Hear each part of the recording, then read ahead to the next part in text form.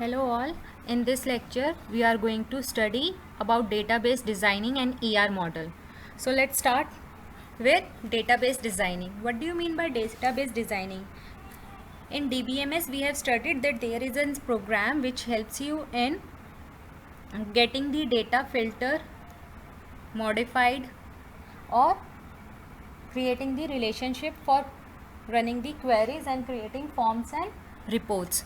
So for designing that particular database, what are the things which you requires and what are the steps which you need to follow? We are going to discuss those things in this particular lecture. So first of all, let's start.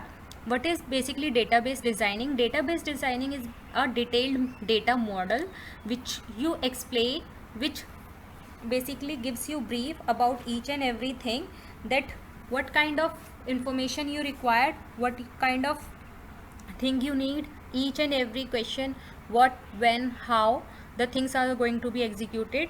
तो database designing में आप ये कह सकते हैं that is it is a detailed data model. Okay, सो जब आप database design करते हैं आपको उस पर्टिकुलर फंक्शन बिजनेस की फुल नॉलेज होनी चाहिए. अनटिल और unless you are having the knowledge of a particular business you can not design a database for that particular business. For example, अगर आपको किसी स्कूल के लिए सॉफ्टवेयर डिज़ाइन करना है, जैसे हमारे कॉलेज में भी एक सॉफ्टवेयर डिज़ाइन है जिसमें आपकी इंटरनल असेसमेंट मार्क्स और अटेंडेंस अपलोड होती है, तो जिसने भी वो डेटाबेस डिज़ाइन किया होगा उन्होंने सारे कोर्सेज के बारे में पूछा होगा, कैसे कोर्सेज रन होते हैं, किस में प्रैक्टिकल्स हैं, कितने थियोरी हैं, किस में फुल्ली प्रैक्टिकल बेस्ड पेपर है, किस में फुल्ली थियोरी बेस्ड पेपर है, फर्स्ट ईयर के कौन से पेपर्स हैं, सेकेंड ईयर्स के कौन से पेपर्स हैं. तो वो कंप्लीट नॉलेज ली होगी उन्होंने बिजनेस फंक्शन के बाद, उसके बाद ही सॉफ्टवेयर्स को डिज़ाइन किया होगा. Now come to your logical design. What do you mean by logical design? Logical designing is basically a structure developed. जो भी आपका बेस डेटा का जो है स्ट्रक्चर उसको डेवलप किया जाता है, उसे एक सीक्वेंसिंग में किया जाता है कि that these are the things which you require. तो that is your logical design of the base data. तो उसका जो स्ट्रक्चरिंग है वो आपका कहलाता है for the purpose of what, for the purpose of storing data. So this is all your database designing. Now come to the steps in database designing. So basically the steps in designing a database is very inclusive of many function, but for purpose of going step by step, the steps in designing of database is divided into 4 different steps. First one is your reality. Reality is basically the explanation of the particular business for which the database is required. For example, as I had taken the example of the college, so college में आपको पहले पूरी उनकी real world की situation बतानी होगी कि हमारे इतनी स्टूडेंट स्ट्रेंथ है, इतने इतने कोर्सेज हैं, इतने सेक्शंस हैं, ये बच्चे हैं, ये ऑप्शनल पेपर्स हैं. Each and every aspect of the college regarding attendance and internal assessment has to be told to the database designer. Next one is your entity relation design. Entity relation design is basically, in short में इसको ER design भी कहते हैं. In this the blueprint is being readied. So this is in entity relation design, as I told कि basically this one is your blueprint pictorial representation कि आपके जो procedure है, जो डेटाबेस डिज़ाइन है वो किस फॉर्म में काम करेगा. तो जब ब्लूप्रिंट और पिक्टोरियल रिप्रेजेंटेशन रेडी होता है तो जो वो डायग्राम रेडी होता है that is known as ER diagram. Okay, so this one is your second step. In ER diagram we use different types of shapes to define each and everything. अगर आपने computers पढ़ा होगा तो आपको याद होगा कि आप एक फ्लो चार्ट क्रिएट किया करते थे. In that particular flow chart you use different types of boxes for start, stop, decision making box, yes or no, diagonal box and all. तो वैसे ही कुछ होता है ER डिज़ाइन में, उनको यूज़ करके आप पिक्चर्स बनाते हैं. मैं आपको बताऊंगी कि वो कैसे बनाते हैं. Next one is your relational data model. Relational data model में जो आपके ER डायग्राम होते हैं that is transferred into tables. Tables में कैसे आपने डिफाइन किया था डेटा, जैसे आपने लास्ट में किया था MS एक्सेस में, जब आपने डिज़ाइन व्यू और डेटा शीट व्यू चेक किया था तो आप डिज़ाइन व्यू में अपना डेटा फील्ड से एंटर करके उसको डेटा शीट व्यू में टेबल्स आपकी क्रिएट होती थी. सो that is your relational data model. आप अपने जितनी भी डायग्राम्स हैं उनको टेबल्स में कन्वर्ट करेंगे. उन टेबल्स में जो भी एंट्रीज आएंगी आपकी उनको पर्टिकुलर करेक्टर्स देके उनको डिवाइड करेंगे. जो भी आपकी डेटा आपके टेबल में अरेंज हो जाएगा उनको आप मेजर एंटिटी में डिवाइड करेंगे। मेजर एंटिटी कैसे डिवाइड होगा? एंटिटी डिनोट्स अ पर्टिकुलर जैसे टेबल्स कंटेंट हेडिंग जिसके अंदर उससे सारी डिस्क्रिप्शन उसकी गिवन होती हैं। फॉर एग्जांपल जैसे हमने क्वेश्चन किया था हॉस्पिटल में पेशेंट डिटेल से किया था, हमने 2 टेबल बनाई थी, एक थी पेशेंट नेम से और एक थी कंसल्टेशन डिटेल्स से। तो जब patient name and consultation details these two are your entity, okay, तो जो एंटिटी है वो ही आपकी टेबल कहलाती है। सो पहले हम डिवाइड करेंगे on the basis of the information each entity और सारी मेजर एंटिटीज़ को रखेंगे और उससे रिलेटेड इन्फॉर्मेशन उस टेबल के अंदर डाल के उनको कैरी ऑन करेंगे। Next one is your relationship created between tables. Then after that we have to create relationship between the tables. एक बार आप रिलेशनशिप क्रिएट कर लेंगे, after that there is an process of normalization. Normalization में क्या होता है दैट हमारे पास एक सेट ऑफ रूल्स होते हैं, उसमें हम चेक करेंगे कि कोई डुप्लीकेशन ऑफ डेटा तो नहीं है, कोई एंट्री हमने 2 बार तो नहीं कर ली, किसी एंटिटी को हमने 2 बार तो क्रिएट नहीं किया, हमारी जो टेबल्स हैं वो एक प्रॉपर सीक्वेंस में हैं या नहीं। अगर हैं देन इट्स फाइन, अगर नहीं है तो हम चेक करेंगे कि कहाँ पे एरर है। अगर हमारा एरर है उस एरर को रिमूव करेंगे और अगर एरर आता है तो हमारे को ये पूरा नॉर्मलाइजेशन प्रोसेस दोबारा से रिपीट करना पड़ेगा अनटिल और अनलेस ये जो चेक एरर से फैनी है ये कॉलम आपका नो ना हो जाए। So this one is the steps which you need to follow set of rules, then eliminate और reduce duplicate data, then check tables are structured properly and check errors if any. If there is no error, this is all done, and in case there is error then again repeat the following process. After you have completed these all 4 steps, which is reality, ER design, relational data model and normalization, then the point comes of designing your final database. तो इसके बाद जो आपका आता है आपके पास that is your final database design. Okay, so ये सारे स्टेप्स करने के बाद आपके पास फाइनल डेटाबेस डिज़ाइन आ जाएगा। After that design we are going to study each and every step in detailed. जैसे मैंने आपको पहले बताया we are having 4 step. Reality is basically explanation of your current situation of the business to the designer. Next one is your ER design. तो अब हम पढ़ने जा रहे हैं एंटिटी रिलेशनशिप मॉडल और ER model. So basically ER model होता क्या है? ER model is use to design relational database through its main component known as ER diagram, जिसको अब हम अभी स्टडी करेंगे। अब ER डायग्राम क्या होता है? It is basically a type of flow chart और graphical representation of entities. Entities को आप कैसे रिप्रेजेंट करेंगे, कौन सा बॉक्स किसको डिज़ाइन करेगा, किसको डिफाइन करेगा, वो सब हम अभी देखेंगे।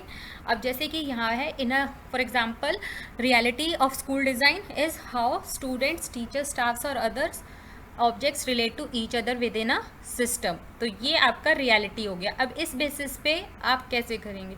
अब पहले उसके पहले आप समझ लीजिए एलिमेंट्स ऑफ ER मॉडल।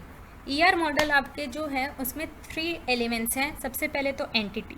जैसे एंटिटी क्या होती है अब आपने देखा होगा, जो हमने पेशेंट टेबल बताई थी that is your entity. Okay, now come to attribute and key attribute. Attribute and key attribute, this one is nothing. आप डायरेक्टली आइए attribute and then key attribute, composite versus single, single and attribute and all.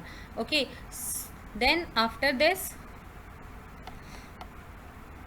You have to come to relationship. Relationship आपका 1 to 1, 1 to many, many to many and all होता है। अब इनके meaning हम 1 by 1 समझेंगे। सबसे पहले आप यहाँ से समझिए graphical representation of above terms. Okay, see this one is attribute and key attribute is the basic like entity, attribute and key attribute और रिलेशनशिप। रिलेशनशिप के फर्दर हैं आपके जो सब टाइप्स हैं that is 1 to 1, 1 to many, many to many and many to 1।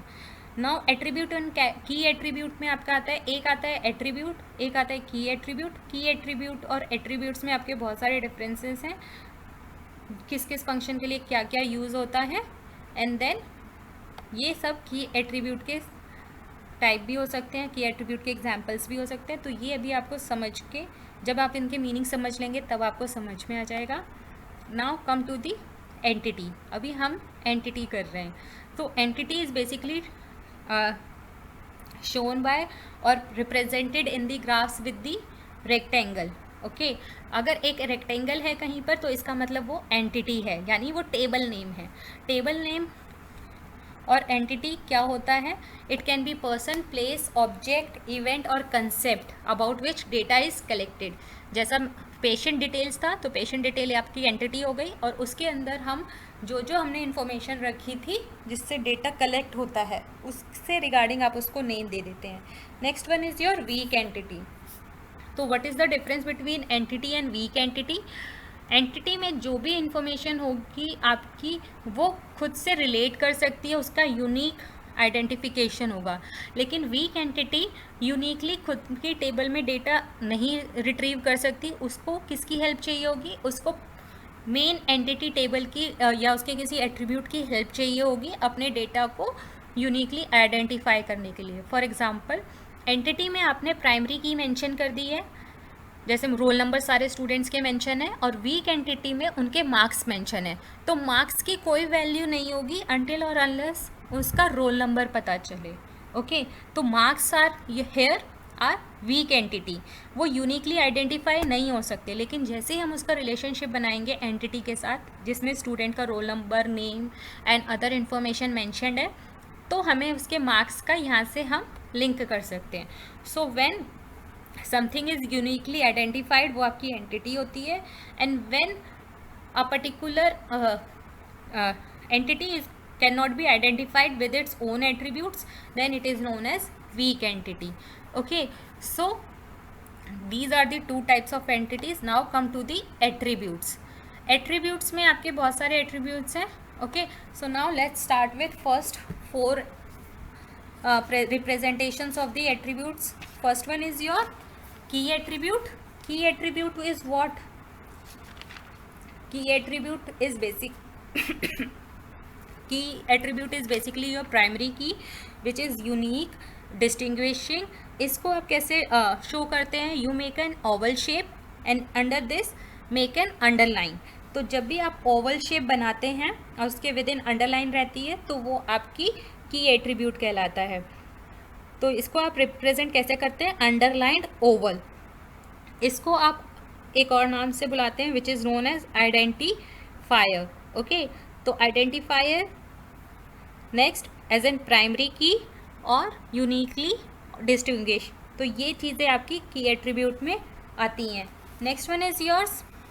अब ये सारे ये की एट्रीब्यूट हो गया, and these are the different types of your attribute. सबसे पहला है single value attribute. Okay, single value attribute means उसमें सिर्फ एक ही वैल्यू आएगी उस एट्रीब्यूट में। एट्रीब्यूट का बेसिकली मीनिंग क्या है? जब आपने पेशेंट डिटेल्स बनाई थी आपने टेबल्स की हेडिंग दी थी, जैसे कि patient ID, patient name, department जिसमें उसने विजिट किया है, तो वो सारी चीज़ें आपकी इन्फॉर्मेशन जो हेडिंग सीरी टेबल्स की heading, these are termed as attribute. Okay, तो कोई भी फील्ड अगर सिंगल वैल्यू ले रही है तो वो सिंगल वैल्यू एट्रीब्यूट होता है। For example person name, person name अगर सिंगल है और वो सिंगल ले रहा है तो इसका मतलब single value attribute.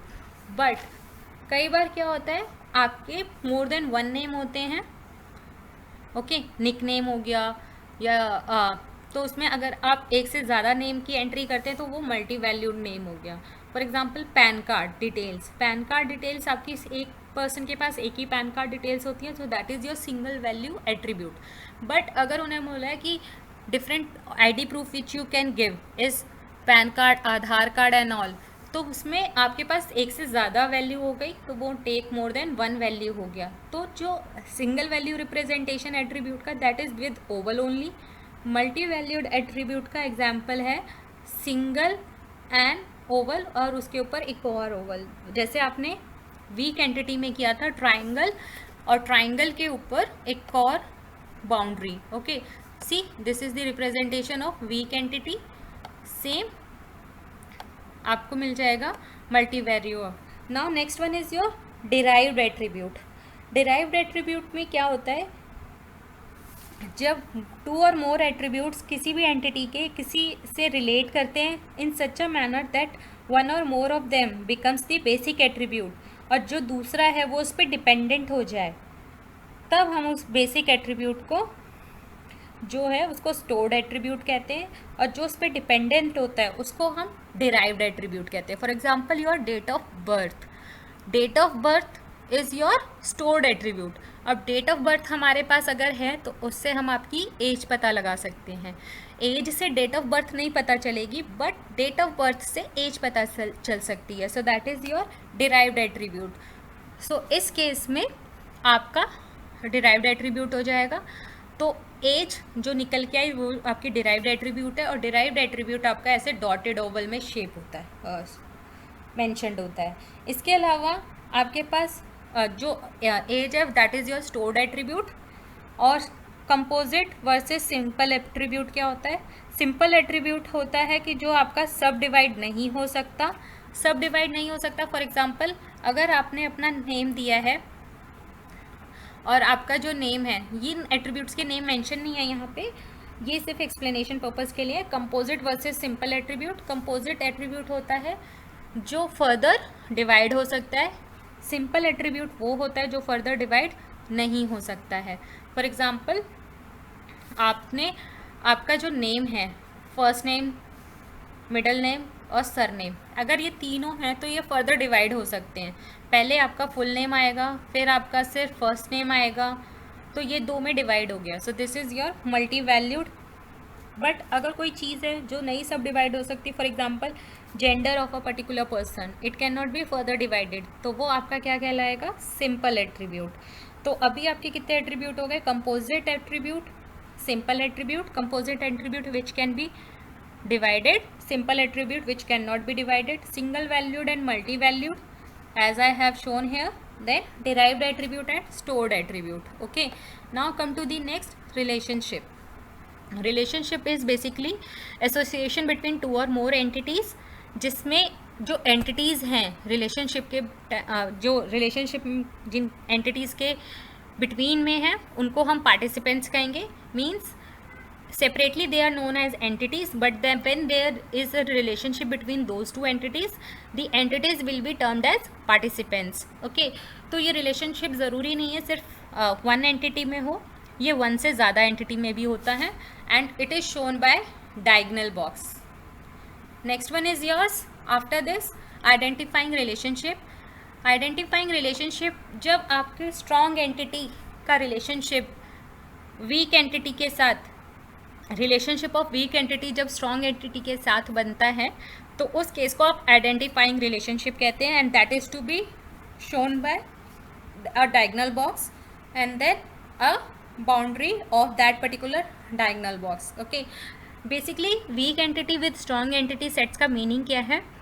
Week entity वो जो यूनिकली आइडेंटिफाइड नहीं है, और स्ट्रॉन्ग एंटिटी वो जो यूनिकली आइडेंटिफाइड है. तो जब वीक एंटिटी स्ट्रॉन्ग एंटिटी का रिलेशनशिप बनता है तो उस केस में आपका आइडेंटिफाइंग रिलेशनशिप होता है. जैसे फॉर एग्जांपल इस वीक एंटिटी में प्राइमरी टेबल नहीं, प्राइमरी की नहीं है, और स्ट्रॉन्ग एंटिटी में प्राइमरी की है और उससे रिलेटेड सारा डेटा है, तो वो आपका रिलेशनशिप क्रिएट हो जाएगा. Now come to the types of relationship. Now types of relationship is basically of 3 types, but second type को ही आप वाइसी वर्सा कर सकते हैं. First one is your 1 to 1, 1 to many, many to 1 and many to many. तो जैसा मैंने कहा बेसिकली ये 3 टाइप्स ही हैं. Second 1 to many is just reverse of many to 1 और vice versa. Okay, so let's come first 1 to 1. One occurrence of an entity relates to only one occurrence in another entity. For example यहाँ पे जो table है, employ is allocated company car is assigned to company car. तो for example employ is allocated company car, employ is assigned to company car. तो ये एक ही entity है, उसी में आपके रिलेशनशिप जब क्रिएट हो रहा है उसी से रिलेट हो रहा है, उसी की किसी एक ही टेबल की फील्ड से रिलेट कर रहे हैं, तो वो आपका कहलाता है 1 to 1. Now come to many. 1 to many में one occurrence in an entity relates to many occurrences. For example, department. Has, works in, employ means जितने भी एम्प्लॉयज़ हैं, डिफरेंट डिफरेंट एम्प्लॉयज़, उनके डिपार्टमेंट. अब डिपार्टमेंट्स में आपकी डिफरेंट डिफरेंट अक्रेंसेस हो जाएंगी. So here 2 entities are involve, 1 entity has many occurrences. See the icon here, यहाँ पे 3 एरो साइन यूज़ हो रहे हैं. तो ये कौन सा रिलेशन हुआ? 1 to many. सिंगल डिपार्टमेंट में बहुत सारे एम्प्लॉयज़ वर्क कर रहे हैं. अब मैनी टू 1 कैसा होगा? ये मैनी टू 1 में आपके पहले मैनी आ जाएगा. ये जो साइन आपको यहाँ पे विजिबल है, दी साइन, ओके, ये जो साइन आपका यहाँ पे विजिबल है, ये वाला साइन, वो साइन आपका दिस साइड आएगा, डिपार्टमेंट साइड. तो जैसे ही वो आता है आपका साइन, वो आपका मैनी टू 1 हो जाएगा. Next come to the many to many. Many to many means many occurrences in an entity relates with many occurrences in another entity. Her field का जब आप रिलेशनशिप बनाते हैं हर फील्ड के साथ, तो वो आपका मैनी टू मैनी रिलेशनशिप कहलाता है. Now come to the degree of relationship. Degree of relationship is combined in 3 category. First one is your degree 1 relationship, then degree 2 and degree 3. Degree 1 relationship is basically single entity type termed as unary relationship. Single entity type means आपकी single entity है, जैसे 1 to 1 में आपने एक ही table का use किया है, तो सिंगल एंटिटी में आपने रिलेशनशिप क्रिएट किया है. So that is degree 1. Degree 2 is basically relationship between 2 entities. जब 2 एंटिटी के बीच में रिलेशनशिप होता है तब आप उसको बाइनरी रिलेशनशिप कहते हैं, और जब आपका 3 एंटिटीज़ में रिलेशनशिप होता है तो वो आपका टर्नरी रिलेशनशिप कहलाता है. Okay, so this is basically all for today. In next class we are going to further study the models in which we are going to study relational data model and normalization. Okay, till then take care.